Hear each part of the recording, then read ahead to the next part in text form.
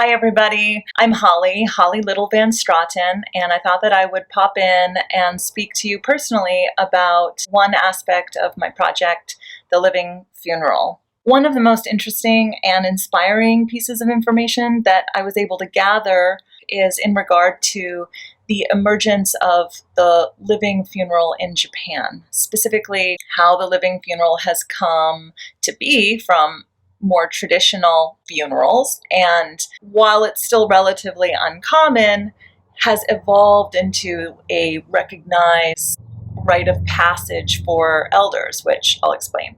In Japan, the living funeral is called seizenso, which means funeral while alive. And I should add that most of what I learned about this practice was from the author Satsuki Kawano's publication of Pre-Funerals in Contemporary Japan. This is an excellent read, and I do recommend it. The Seizenso, or the living funeral, is a ceremony that honors the older person with the aim of welcoming the anticipation of death in order to celebrate the remainder of life.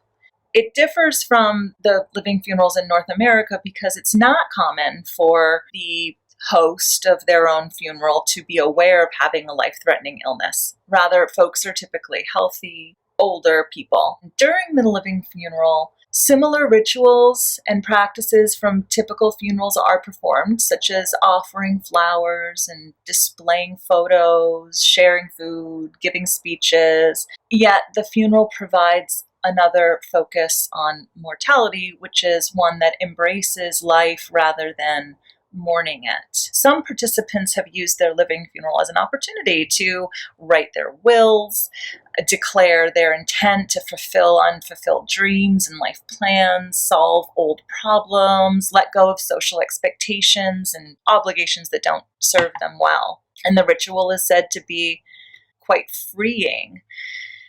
One story that Kawano recounts is an 81-year-old announcing, "I'll live the rest of my precious life as I please." It's important to note that this kind of withdrawal from social obligation by Japanese elders is new.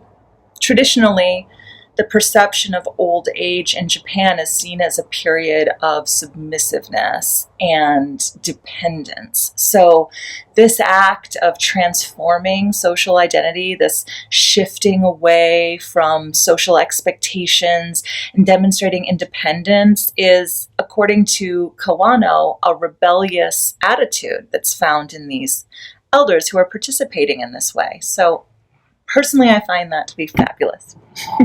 So why? What happened to inspire this trend? Funerals after death are still extremely common in Japan, even among people who have also held a living funeral. So the concept of the living funeral is still emerging, just as it is in the United States. The shift in attitude is interesting, though. The shift in attitude began in the late 1980s, early 90s. Around that time, urbanization had weakened community ties, and the funeral industry was becoming more and more dominant and commercialized. And bereaved families were being pressured to purchase these costly manufactured funeral packages that had this kind of one-size-fits-all approach, and folks were given very little option or role in the planning process for their loved one. During the 1990s, people started to push back on the funeral industry by insisting on more meaningful experiences, customized packages, more options, more involvement in the planning process, and some others began to plan their services or these services completely on their own.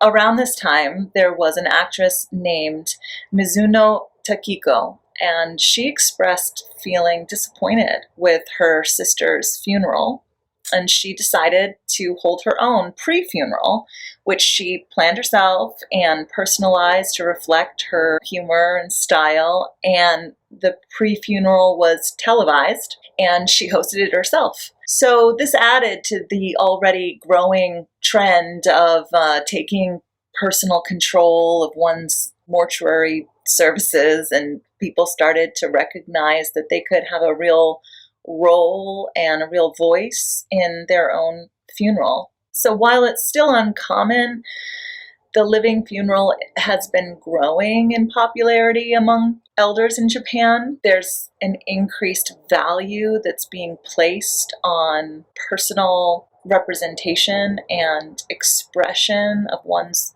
uniqueness and permission to celebrate life and live the remainder of life on one's own terms and embrace the future of death as a gift that allows for one to more deeply appreciate their time. There is a quote from one of the participants that says, "We consider death as our beautiful future." Thank you.